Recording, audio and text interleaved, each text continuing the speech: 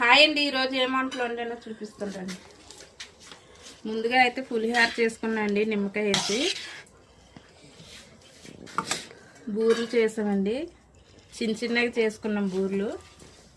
ఇదైతే ఎదురుకొమ్మ కూర అండి.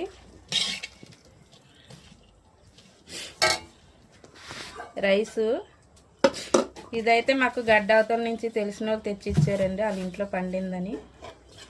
సాంబారు, పప్పు, టమాటా. ఇంతేనండి ఈరోజుకి. వీడియో నచ్చితే ఒక లైక్ ఇవ్వండి, ఫాలో చేయండి.